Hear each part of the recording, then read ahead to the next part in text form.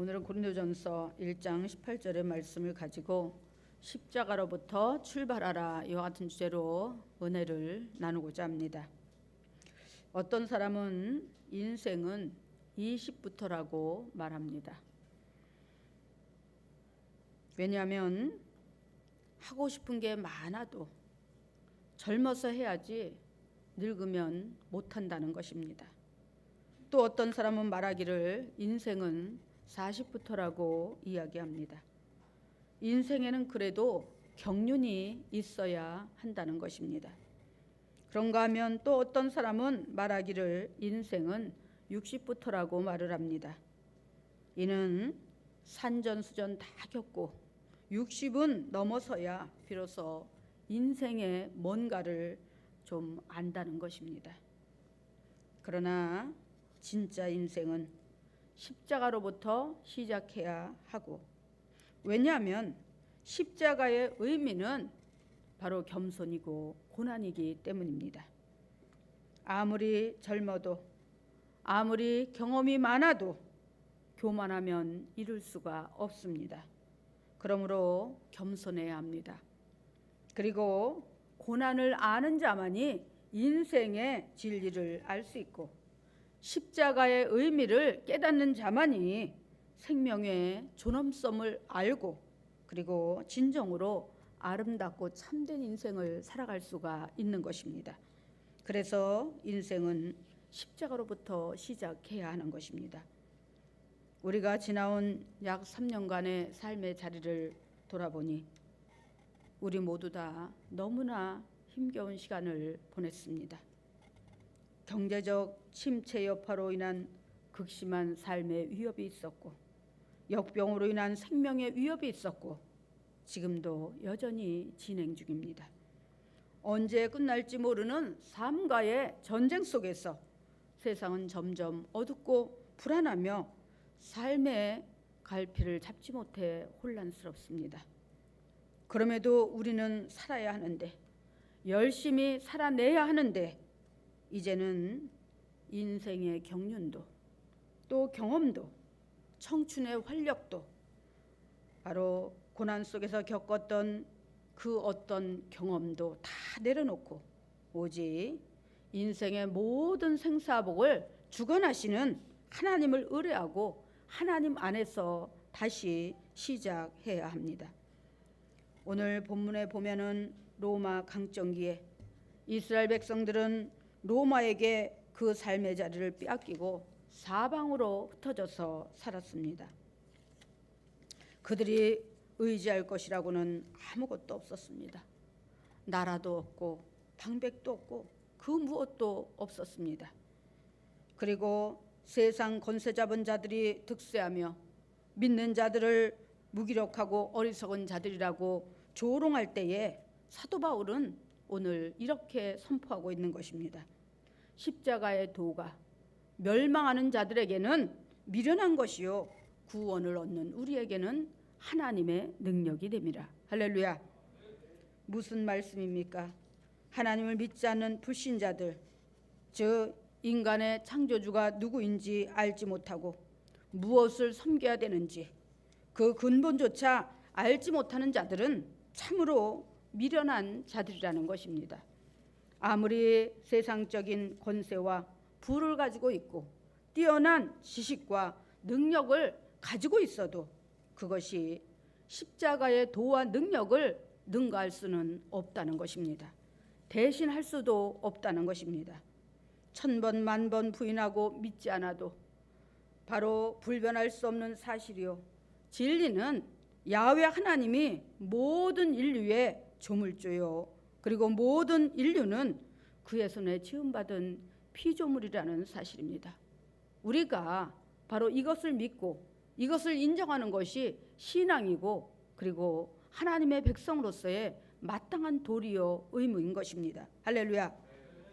그 분명한 사실이요 진리를 외면한 채 우상을 섬기고 하나님보다 세상을 더 사랑하는 자들보다 우리가 생각할 때 더 미련하고 불쌍한 사람이 어디 있겠습니까?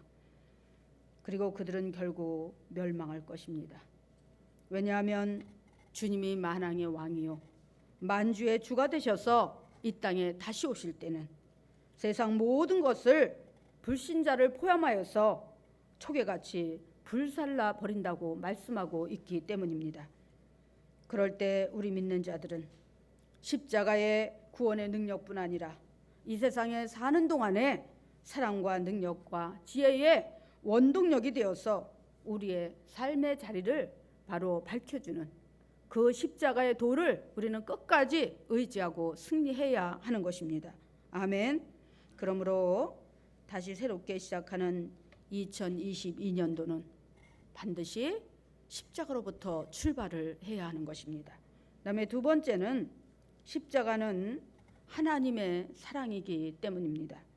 로마서 8장 38절에서 39절에 보면 이렇게 말씀합니다.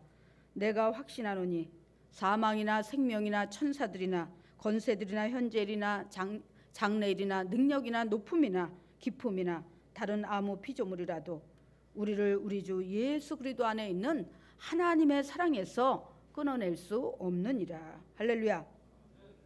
하나님께서 얼마나 우리를 사랑하시는지 그 절절한 사랑은 세상 그 무엇으로도 흉내조차 낼 수 없고 대신할 수도 없고 우리를 향한 하나님의 그 지독한 사랑을 끊어낼 수도 없다는 것입니다.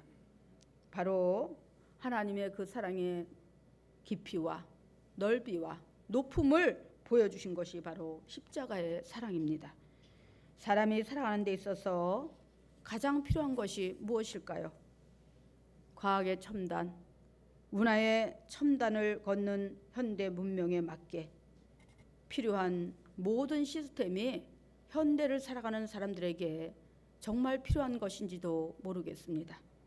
그러나 로봇가 아닌 이상에 감정에 좌우되고 교감을 이루어야지만이 가치와 행복을 느낄 수 있는 인간에게 가장 필요한 것은 세상의 그 무엇보다 사랑이 아닐까요? 인간이 속해 있는 그 어느 집단이든 가장 필요한 것은 바로 휴머니즘입니다. 바로 인간의, 즉 서로 배려하고 격려하고 위로할 수 있는 그런 사랑이 있어야 한다는 것입니다. 특히 인간의 인생의 출발지인 가정에도 가족 간의 사랑이 없다면 과연 그 가정이 행복할 수 있을까요? 옛날에는 모든 것이 어렵고 부족해도 가족 간의 끈끈한 사랑이 넘치기에 행복한 삶을 살 수 있었습니다. 저는 가끔 어렸을 때가 그리워질 때가 있습니다. 정말 무더운 여름이 오고 또 혹독한 그런 추위가 와도 정말 따뜻한 털신 하나가 없어도 또 정말 시원하게 해줄 수 있는 그런 에어컨이라든가 그때 당시는 선풍기도 엄청 귀했습니다.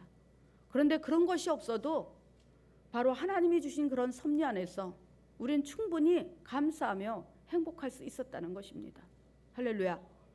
그런데 오늘날은 모든 것이 너무나 풍족하고 풍부함에도 우리는 불평과 원망이 가득하고 진정한 행복을 우리의 삶 속에서 느껴보지 못하고 살아가고 있다는 것입니다. 특히 인권을 존중한다는 미명 아래 서로 방관하고 외면하며 미움보다 못한 그런 무관심 속에서 살아가고 있습니다. 이런 상황 속에서 인생의 진정한 의미, 진정한 행복을 찾을 수 있을까요? 새롭게 한 해를 시작하는 출발선에 서서 우리가 다시 한번 십자가의 의미를 되새겨보고 그리고 하나님의 그 사랑 안에서 우리가 추구해야 할 인생의 가치가 무엇인지 다시 한번 깊이 생각해 보시기 바랍니다. 어떤 신사가 말을 타고 여행을 하고 있었습니다. 그런데 그 여행길에 어떤 젊은 애기 엄마가 어린아이를 등에 업고 걸어가고 있었습니다. 날씨가 얼마나 추운지 정말 콧물이 나오면 그대로 고드름처럼 얼어버리는 그런 혹독한 날씨였습니다. 그런데 그 엄마는 그 어린아이를 업고 그리고 그 먼 길을 걸어가고 있었습니다. 그 신사는 그 사정이 너무나 딱해 보여서 그 아이와 엄마를 말에 태웠습니다. 그리고 한참을 달려가는데 그 아이의 엄마는 자기의 겉옷을 벗어서 그 몰아치는 바람을 바로 아이를 가려주기 위해서 그것을 벗어가지고 아이의 몸을 꽁꽁 묶고 그리고 꼭 끌어안고 있었습니다. 그런데 얼마나 바람이 차가운지 가다가 이렇게 보니까 자기 등에 매달려 자기를 붙잡고 있는 그 엄마의 손이 점점 힘이 떨어지기 시작하는 거예요. 왜? 너무 추워서 얼어가고 있었기 때문입니다. 그대로 가다가는 아이는 살릴지 모르지만 그 엄마는 분명 그 추위에 동사할 것이 염려되어서 이 신사는 한 가지 생각을 해냈습니다. 이러다간 큰일 나겠구나. 이 아이 엄마가 가다가 목적지에 도착하기도 전에 얼어 죽겠구나 싶어서 말을 멈추고 그리고 이제 그 아이 엄마 보고 잠깐 내리라고 그랬어요. 그랬더니 아무 생각도 없이 내리라니까 얼른 내리더라는 거예요. 그래서 잽싸게 아이를 뺏어서 끌어안고는 그 엄마를 거기에 둔 채 힘껏 말을 달려서 달려갔습니다. 그러자 이 아이 엄마는 그냥 미친 듯이 소리를 지르면서 두 주먹을 불끈 쥐고는 있는 힘을 다해 내 아기 내놓으라 그러면서 달려오는 것이었습니다. 그렇게 얼마를 달려가다가 말을 세웠습니다. 숨이 턱까지 차서 헉헉거리며 달려오던 그 아이 엄마는 그야말로 그 엄동설 안에 머리서부터 땀이 흐르고 있었습니다. 그래서 아이를 다시 건네주고 그리고는 말을 태우고 이젠 춥지 않지요? 이젠 살 것 같지요? 이러니까 아이 엄마가 그 신사의 그 사랑의 마음, 두 사람 다 놓치지 않고 구하려고 했던 그 사랑의 마음을 알았던 것입니다. 그러니까 소리를 지르고 욕을 하면서 쫓아오더니 나중에는 고맙다고 공손하게 인사를 하면서 그렇게 아이 엄마와 신사와 또 아이는 무사히 목적지까지 도착을 했다는 것입니다. 자녀를 위한 어머니의 사랑도 이토록 희생적이고 무조건적이고 그리고 그 무엇에 비교할 수 없거늘 그런데 모성애보다 더 강하고 위대하고 희생적인 사랑이 있는데 그것은 바로 우리에 대한 하나님의 사랑입니다. 자식을 생각하는 어머니의 사랑이 개인적이고 유한적이라면 하나님께서 우리를 사랑하시는 그 사랑은 온 인류적이고 무한적이라는 것입니다. 그 증거가 바로 십자가의 사랑입니다. 올 한 해는 여러분이 무엇보다도 이러한 하나님의 사랑을 듬뿍 받는 그런 축복된 한 해가 되기를 소원합니다. 그래서 그 사랑을 나눔으로 가정도 직장도 사업도 축복이 가득하고 행복이 넘치기를 주님의 이름으로 축원합니다. 그다음에 두 번째는 바로 십자가는 승리이기 때문입니다. 요한복음 16장 33절에 보면 예수님께서는 이렇게 말씀하고 있습니다. 세상에서는 너희가 환난을 당하나 담대하라. 내가 세상을 이기었노라. 할렐루야.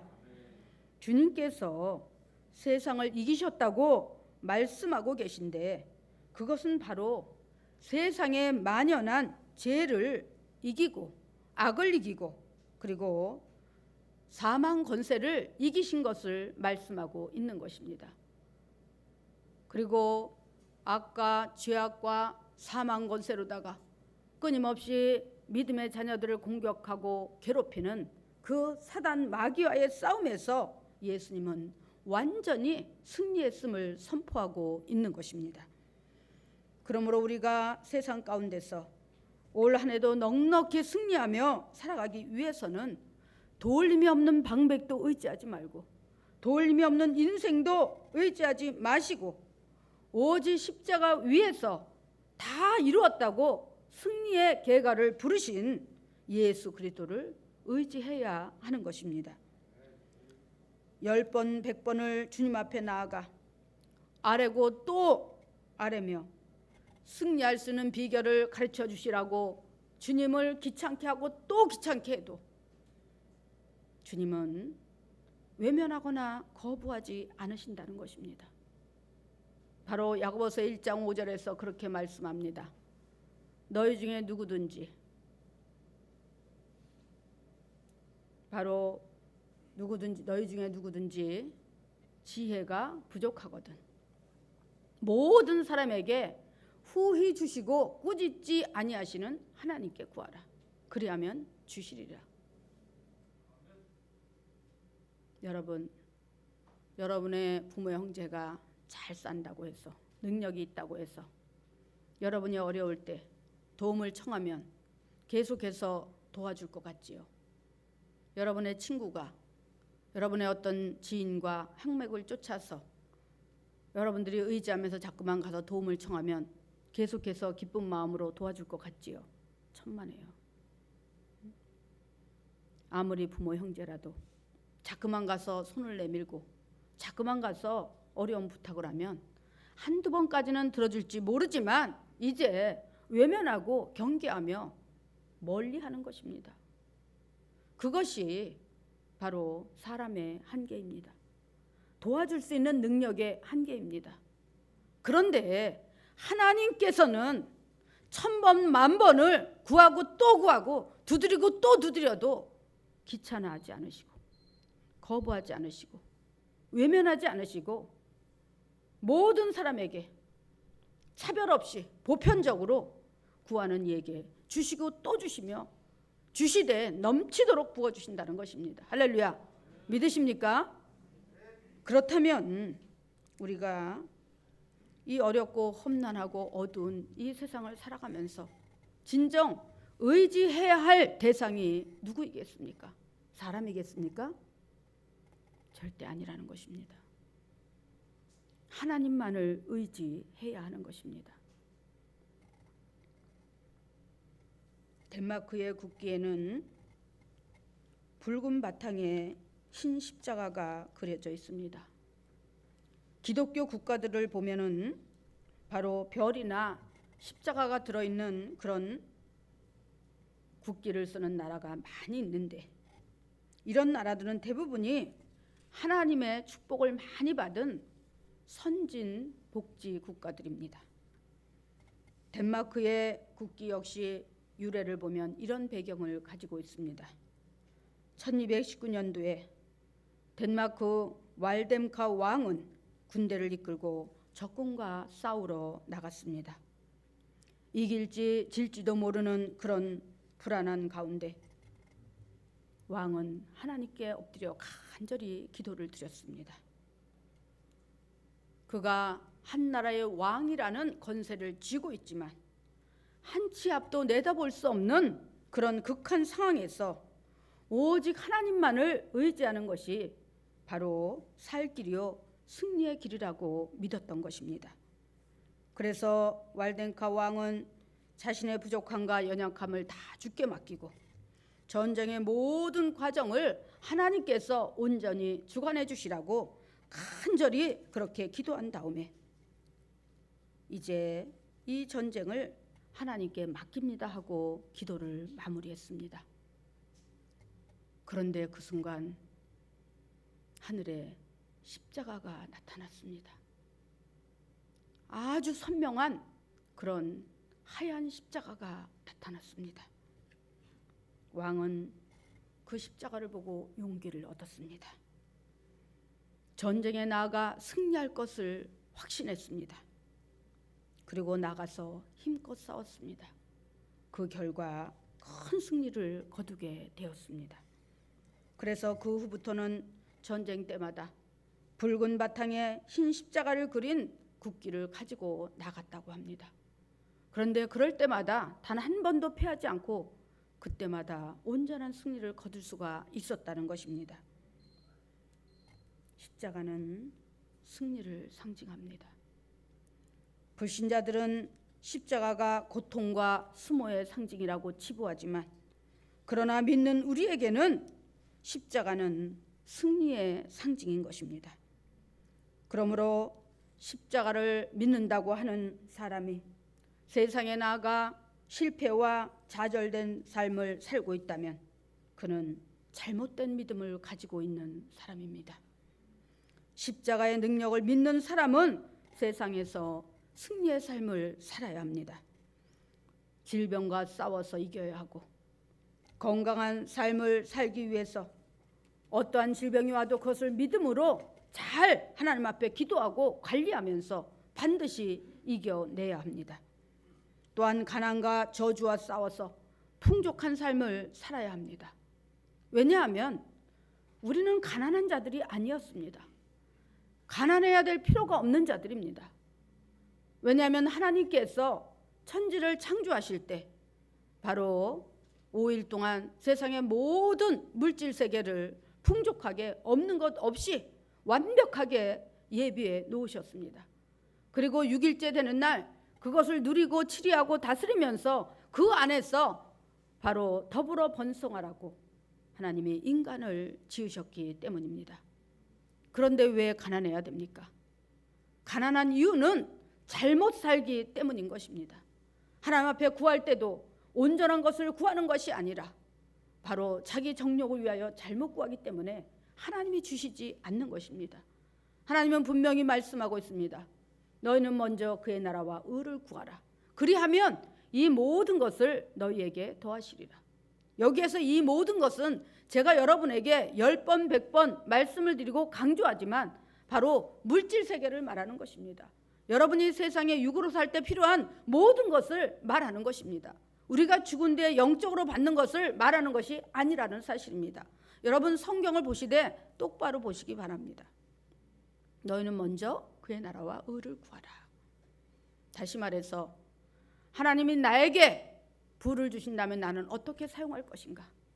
하나님이 나에게 세상에 나가서 권세나 명예를 얻는다면 내가 그것을 무엇을 위해 사용할 것인가?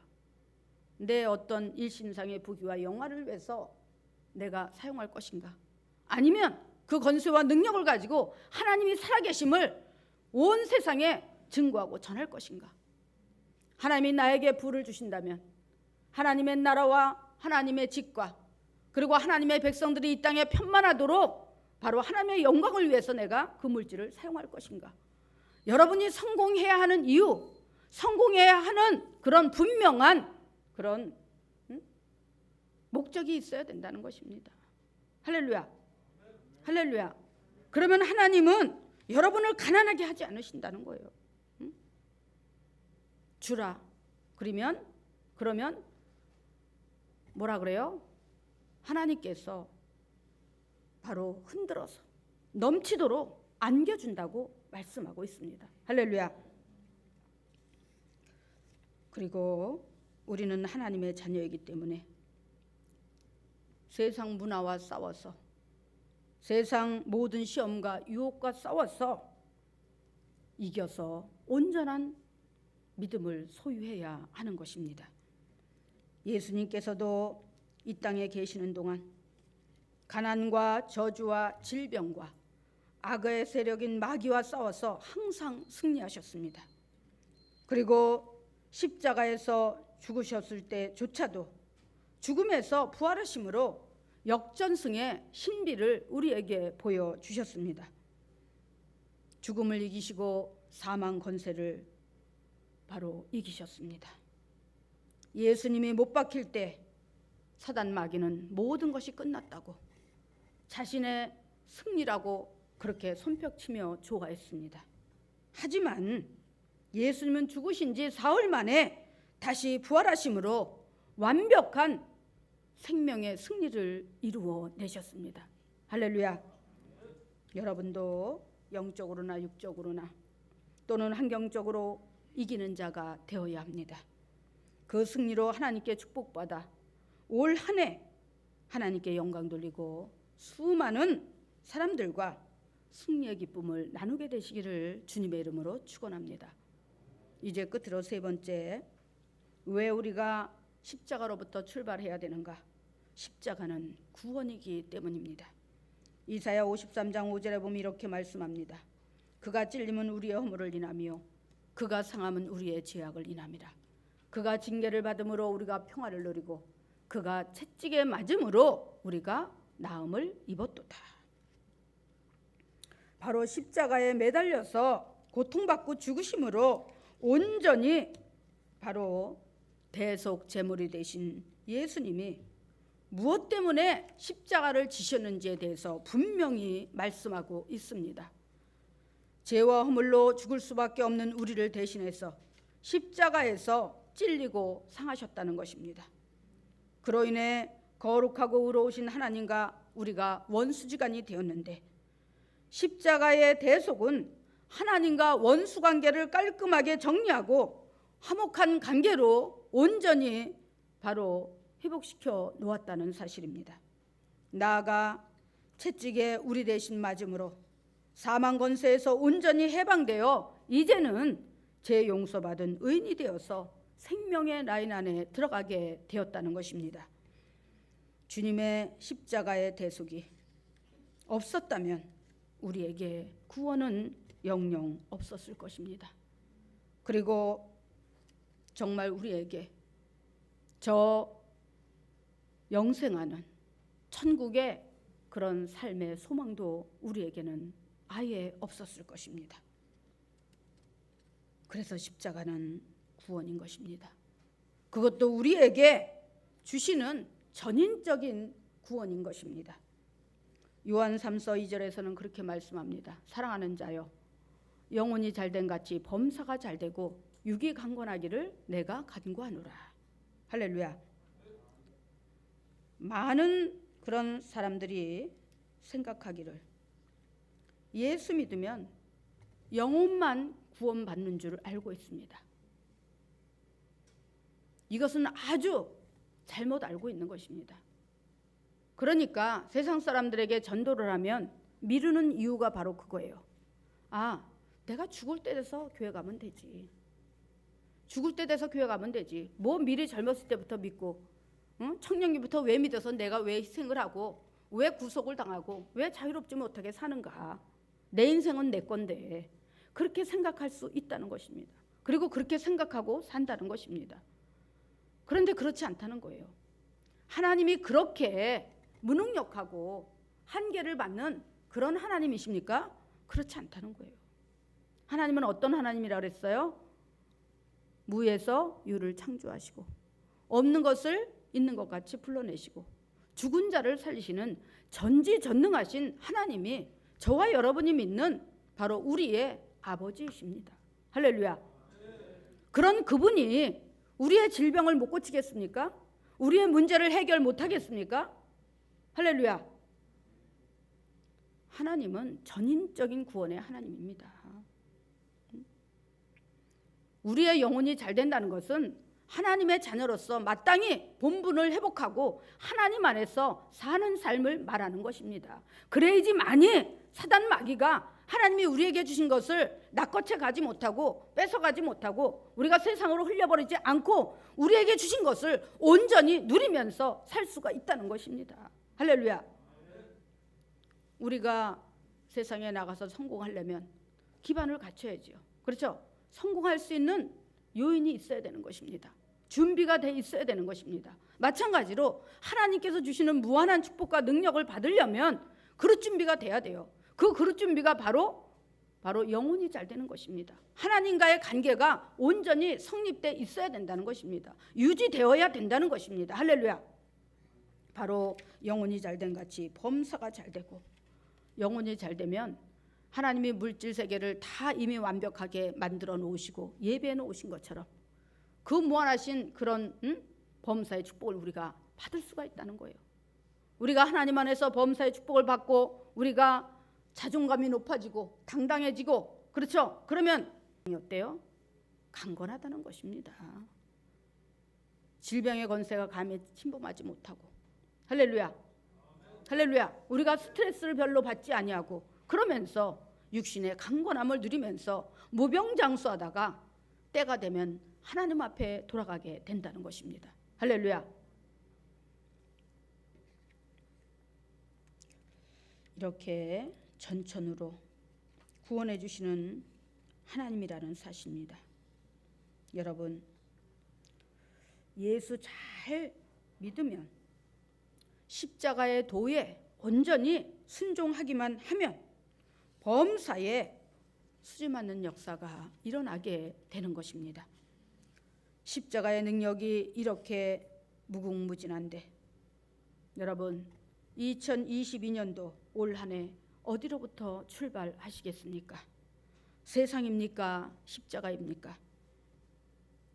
올해는 십자가의 사랑으로 세상을 품어안고 십자가의 능력으로 범사에 승리하시고 십자가의 구원으로 모든 것이 변화되고 새롭게 되어서 복되고 행복한 한 해를 살게 되시기를 주님의 이름으로 축원합니다. 기도하겠습니다.